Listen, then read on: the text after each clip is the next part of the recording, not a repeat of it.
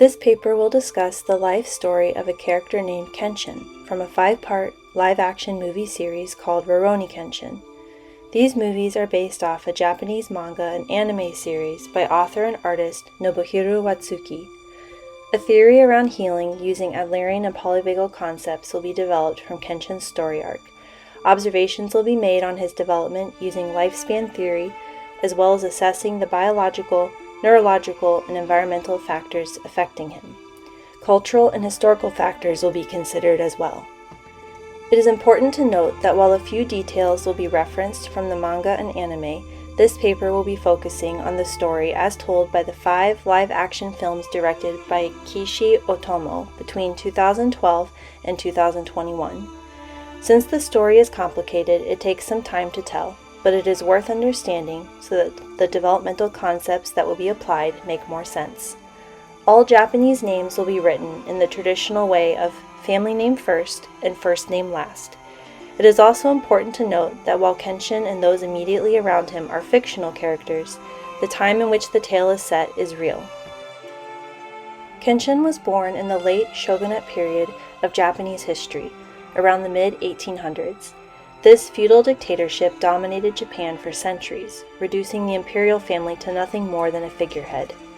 Towards the mid-19th century, unrest around the opening of isolationist Japan to Western trade fueled a shift towards pro-imperialist power, and many warlords, nobility, and samurai began choosing sides.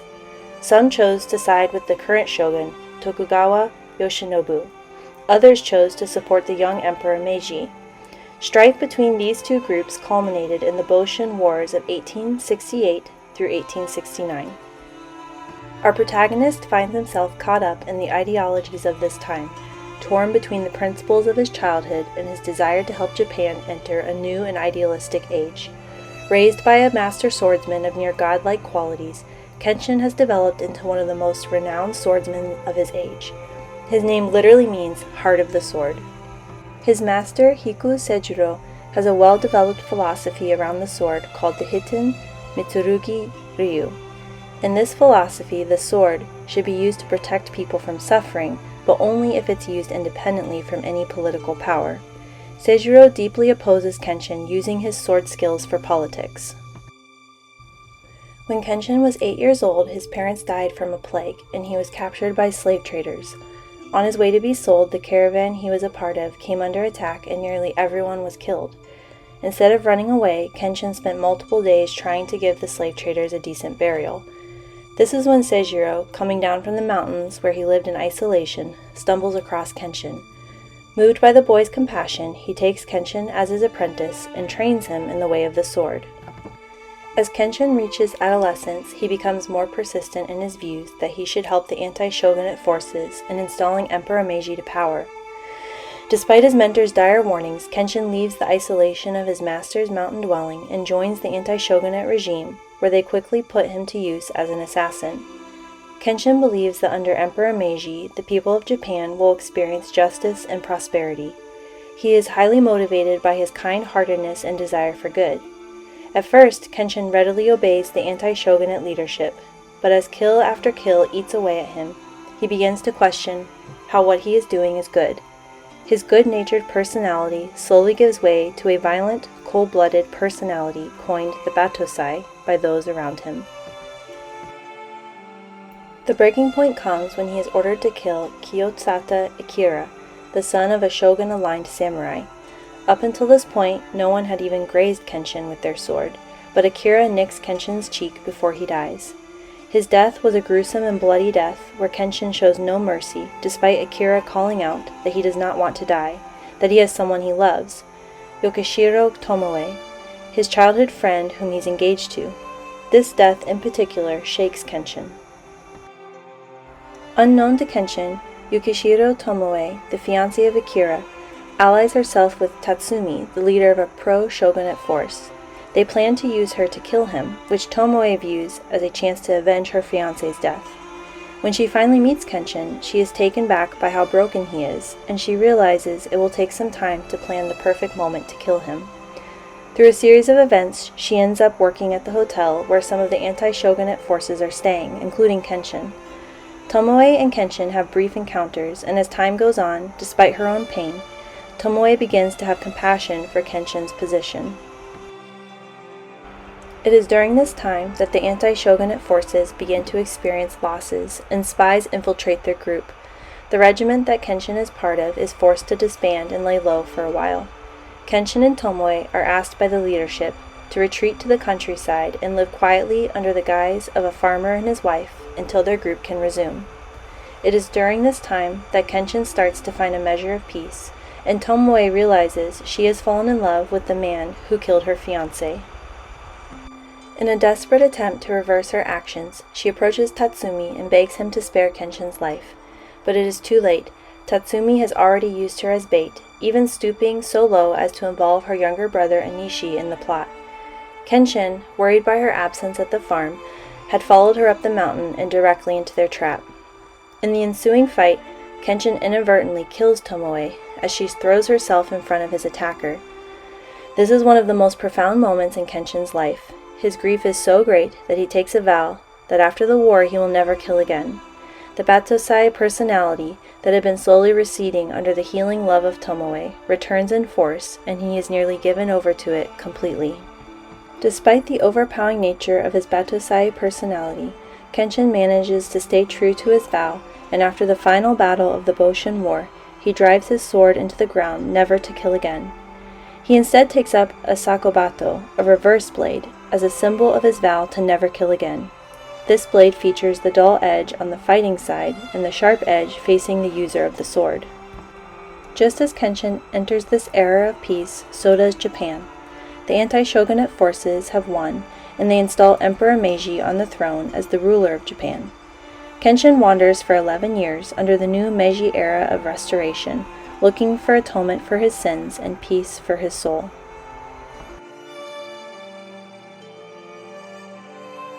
Attachment theory. Kenshin's story develops over many different life stages. In the fourth movie, Kenshin is first introduced to us as a young boy of 8 years old who recently survived an attack on the slaving caravan he was a part of and is burying his captors. For Kenshin to already be acting with such compassion, one can imagine that Kenshin's parents must have been a firm base of attachment for him as a small child. Attachment theory suggests that children develop different kinds of attachments to their caregivers based on the quality of caregiving that is received. Attachment is a connection for the purpose of being taken care of or taking care of someone. Children with parents who provide safety through their responsiveness develop secure attachments and then feel safe to explore the world within a zone of proximal development. Some children develop an anxious ambivalent attachment, where they continually are checking to make sure their needs are being met. Other children develop a style of attachment that is avoidant insecure, where they don't know their needs in order to not have to face the pain of not having their needs met. The attachment style of disorganized, disorientated often is a result of extremely abusive parenting, and in this style, children often switch between all the attachment styles in a chaotic way. It wouldn't be surprising if Kenshin's parents had primarily used the authoritative style of parenting with him, which helped develop a secure attachment in Kenshin. While Kenshin had already experienced many traumatic events in his young life, he retains a level of resilience that is truly remarkable. In authoritative parenting, parents engage in high levels of warmth and high levels of demandingness. In other words, they are open and affectionate with their children, but are not permissive or indulgent. They expect appropriate behaviors from their children while also taking into account their children's needs and emotions. Authoritative parenting has been shown to be the most effective style of parenting when it comes to a well-developed moral sense of self because it uses induction as a primary method of discipline. Induction is when parents give explanations about the rules they enforce. Induction has been shown to be the most effective method of parenting to help children to internalize moral concepts and thus tends to lead children to guide their own behavior even if not monitored by an adult. Kenshin's act of compassion towards those who harmed him and his strong sense of morality at such a young age are evidence of possible authoritative parenting from his parents. It might have been difficult for him to adjust to the methods of his mentor and father figure, Seijiro, who used elements of psychological control and authoritarianism. But if he had a firm base with his biological parents for those first 8 years, some of Seijiro's questionable parenting strategies might have been mitigated for Kenshin. Life Course Theory: Young Adult Life Task, Expand and Validate. The viewer is originally introduced to Kenshin as a 28-year-old adult, wandering with his reverse blade in hand, looking for peace. According to Erikson's life course theory, he is at the later end of the young adult stage. During this stage, Erikson theorized that the task of the young adult is to validate and expand one's own sense of self by committing to a shared life with others. Kenshin's experience as an assassin in a revolutionary group most likely inhibited this developmental task. Instead of establishing intimacy within a community and expanding his sense of self, he was seen only as a tool to accomplish the group's goals, a means to an end rather than a person. The leader of one of the emperor's revolutionary sects, Katsura Kogoro, hires Kenshin so that he can keep his own hands clean of murder. At one point, one of Kenshin's comrades reports to Katsura that Kenshin, who usually struggles with sleep, is starting to sleep more due to the comforting presence of a woman named Tomoe. Katsura becomes concerned that his tool is becoming dull, so he pays Tomoe a visit in private and tells her that his mentor had said it will take their men going mad to accomplish the goals of the revolution. "We must go mad to end the rot of a 300-year-old shogunate," he says, "and at the spear point of mad justice that will bring this about, Himura has the harshest role to play. Please do nothing to blunt his sword." Even after years of working with Kenshin, Katsura and his men only know Kenshin by his last name, Himura, or by his monstrous alter ego, Batosai. While Kenshin was able to establish some sense of community through the shared goals of the Emperor's army, the goals of this community were violent and dehumanizing, and were far from a healthy model of human intimacy. Instead of expanding his sense of self, as Erikson's life task theory expects, Kenshin became drawn more and more inwards, protecting himself from the pain he was inflicting on others and himself.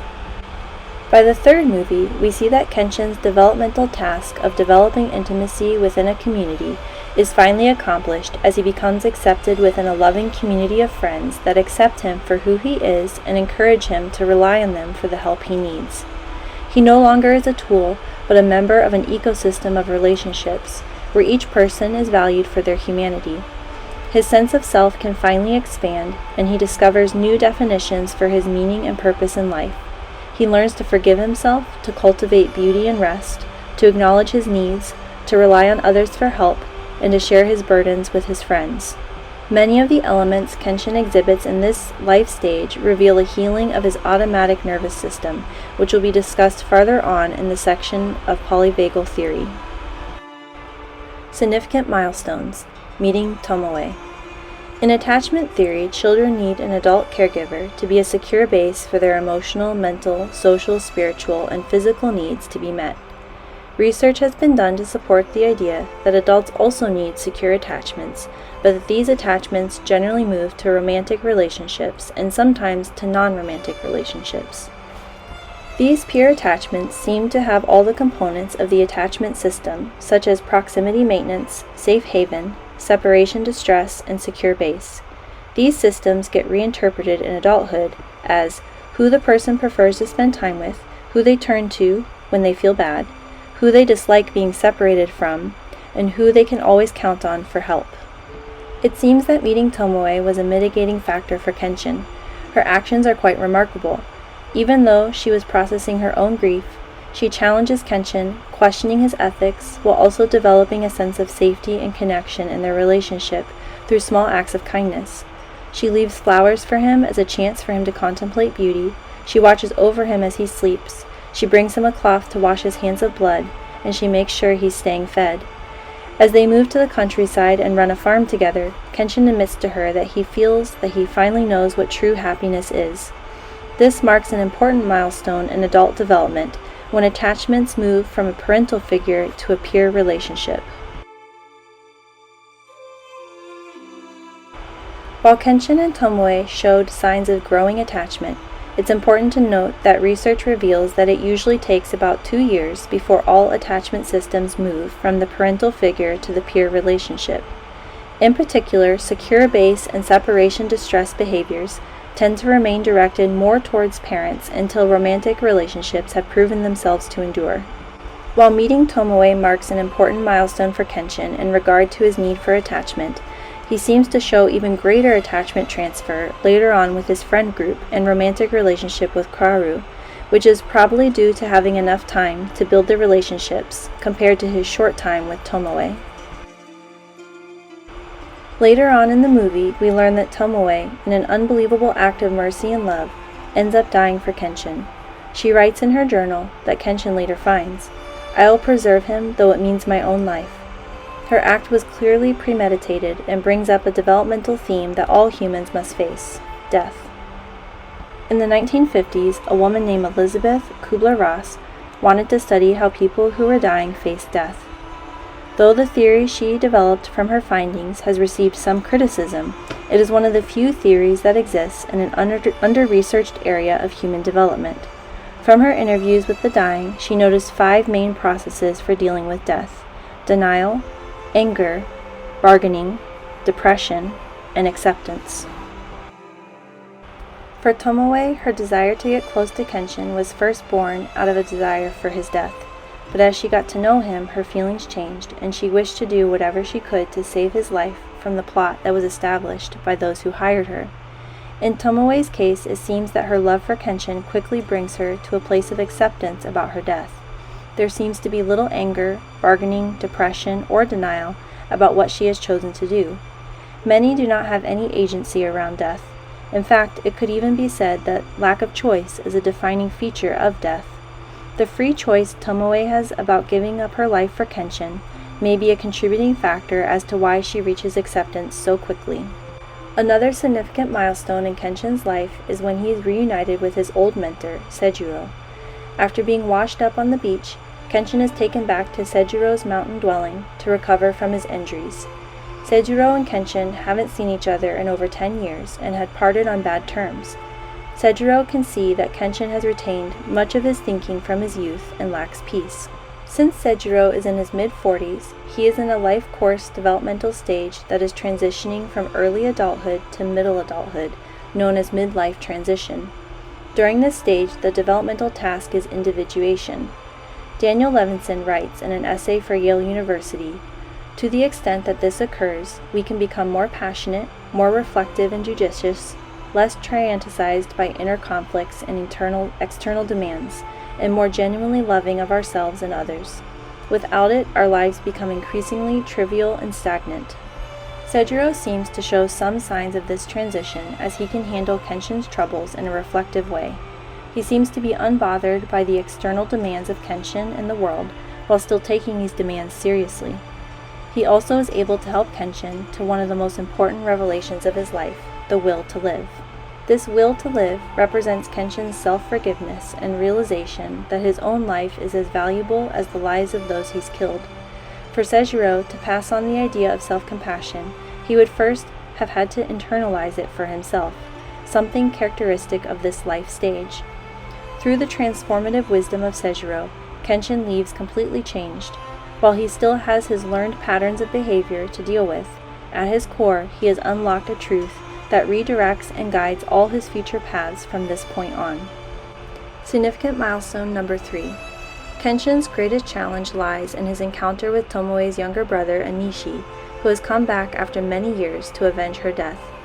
Kenshin now not only has the vow to never kill, but also has the will to live.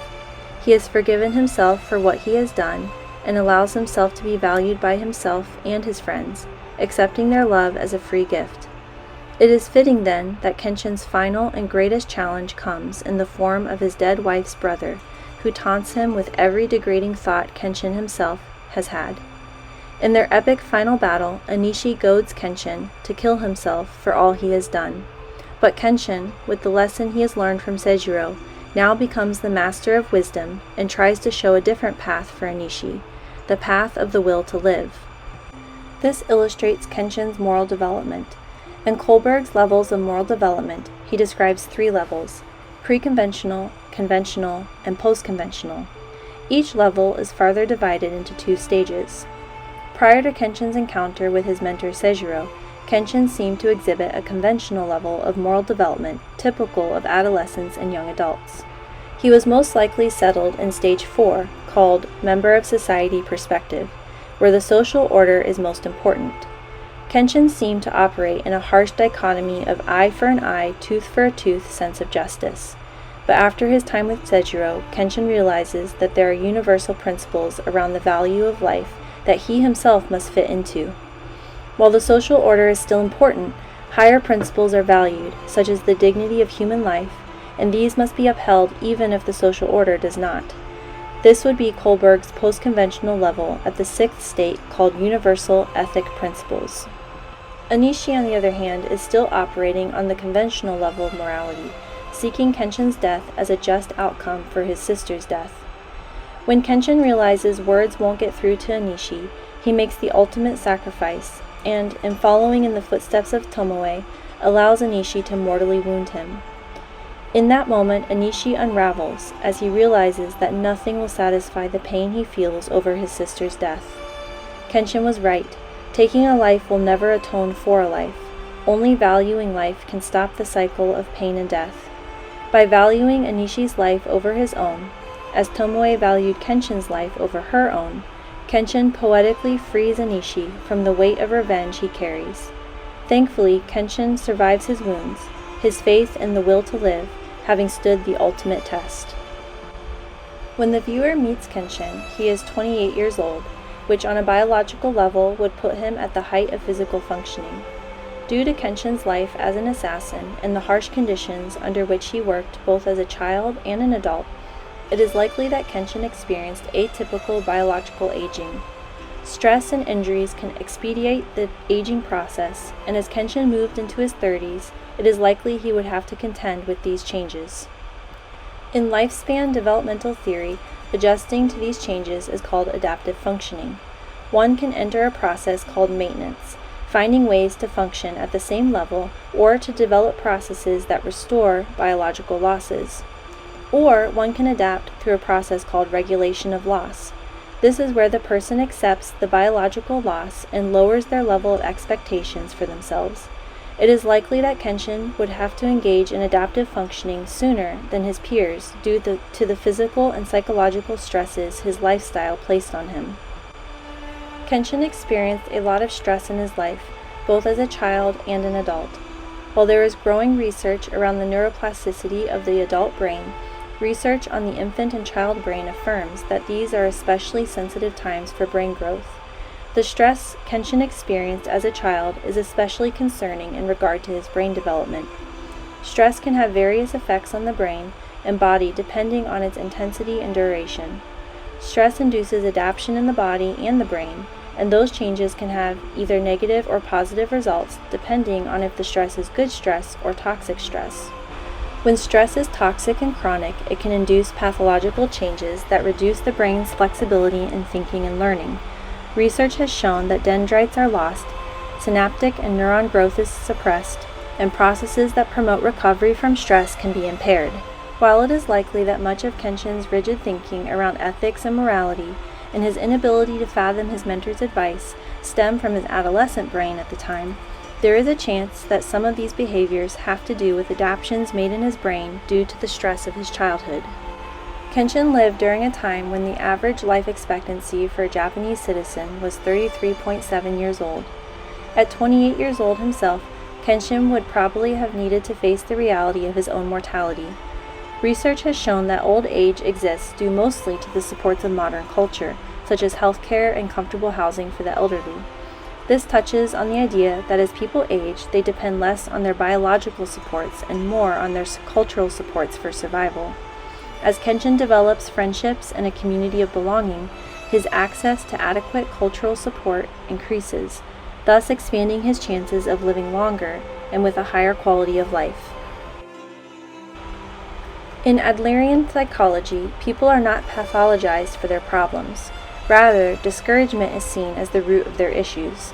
When people have difficulty coping with things like disconnection, broken relationships, abuse, or neglect, it can lead to feelings of discouragement. A particular population that Alfred Adler, the founder of Adlerian psychology, saw as most at risk for discouragement were pampered children. He is known to have said, The mere fact that children are pampered is sufficient to generate in them a feeling of inferiority and to deprive them of self-confidence. He believed that when children were pampered, they lost their sense of agency in the world. When looking at Kenshin's life, it is easy to see that the environment Kenshin was raised in put him at low risk of being pampered. He lost his parents as a child and was adopted by a somewhat egotistical master swordsman who lived in isolation. His adoptive father figure, Seijiro, didn't make it easy for Kenshin to learn the way of the sword and pushed him to master swordcraft despite his injuries. Even when an adult, Kenshin experienced relentless expectations from his mentor. While Kenshin later does struggle with his sense of worth, this is born more from his self-inflicted remorse. Younger Kenshin initially joins the anti-shogunate movement due to the very fact that he sees himself as capable of affecting change in the world. He believes that he has agency and abilities that can contribute to the cause. These capabilities would seem to be a direct result of Kenshin's ability to overcome the trials and sufferings of his youth. What is interesting is that later in his life, as his sense of self-worth drops and his feelings of inferiority rise, he begins to lose his agency and sees himself as trapped within the cycle of killing he is sworn to. Kenshin's lifespan development has to be taken in context of the world and the culture he was born into. 19th century feudal Japan had different views on human development than 19th and 20th century Western developmental theories. For example, it was a widely held belief during Kenshin's time that infants and young children under 7 weren't fully human and that parents held the right to kill them if they caused a burden on the family. This practice was called mabiki. One can imagine how this would affect one's sense of self-worth as they grew up. While there is no indication in the Rurouni Kenshin movies that Kenshin himself thought of mabiki, ideas about how valuable or not a human life is are strong themes in Kenshin's life, and his values are shaped by, in degree, the culture he was born into. At about 18 months old, most babies begin to have a measure of self-recognition. This is a signal that the child is beginning to formulate a conscious concept of self. While we know little of Kenshin's life prior to 8 years old, one can imagine the concept of mabiki could loom over his youth as a real possibility, as he began to develop self-recognition and place himself in language categories like baby, boy, or child.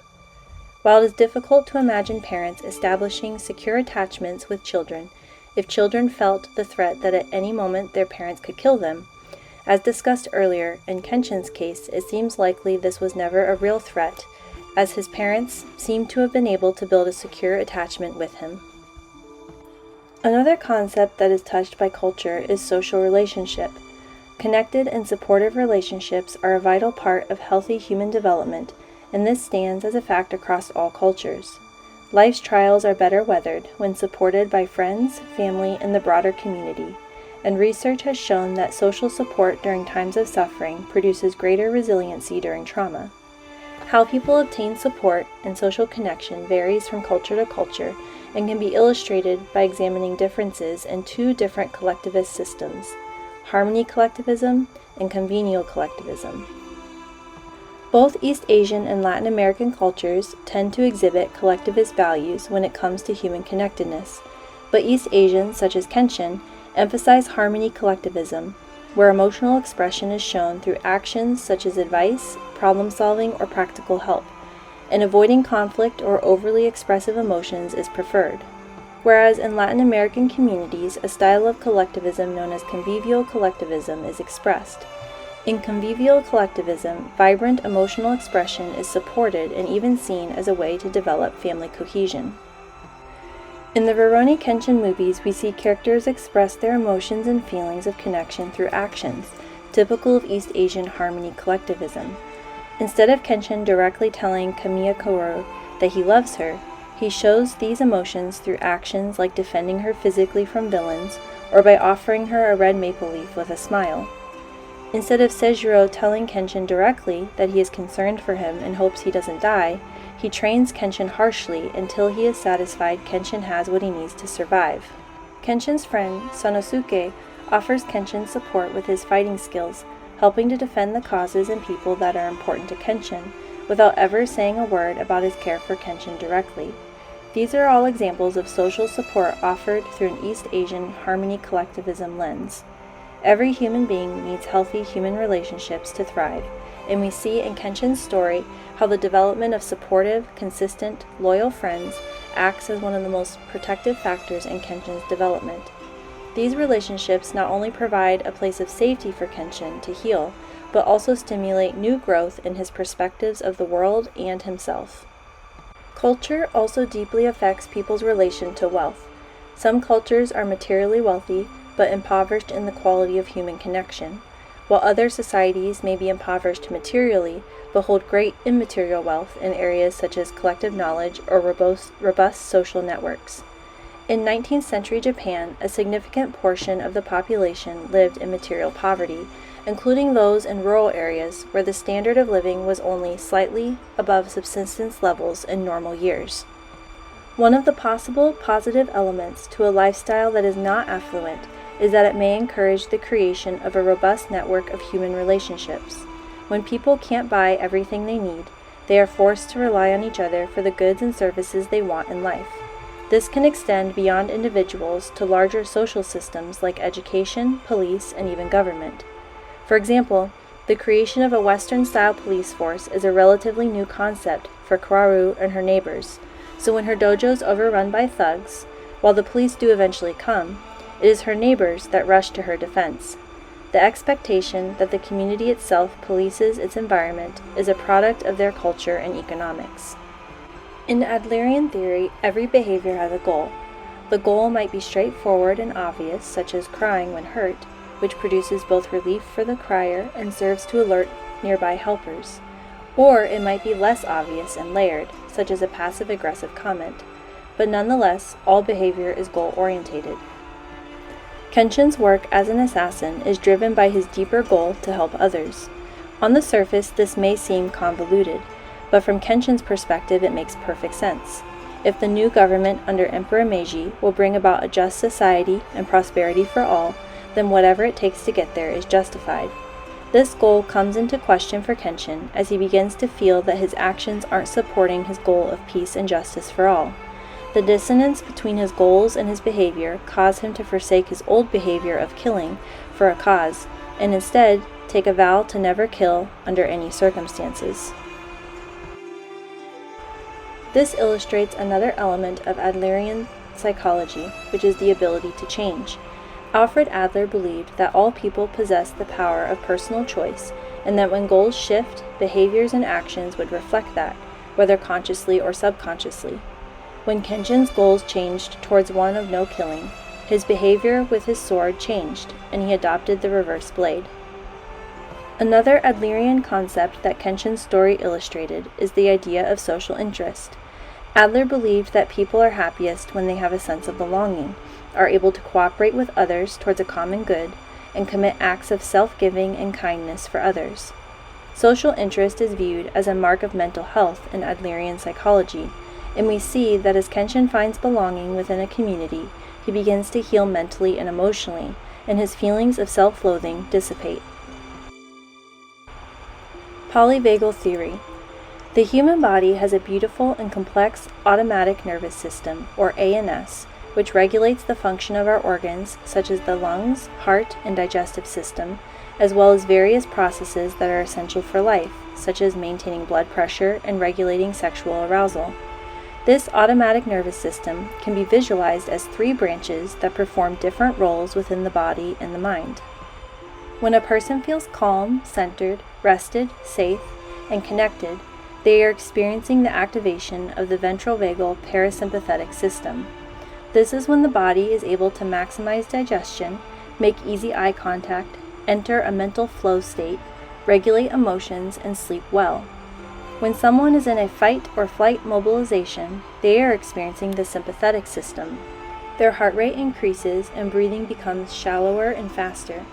Systems around their digestion and social engagement decrease, and it becomes harder to think clearly. The 3rd branch of the ANS is the dorsal parasympathetic system. In this state, a person shuts down. Their heart rate drops, breathing slows, muscle tone even slackens, and if the experience is severe enough, they can become quite literally paralyzed.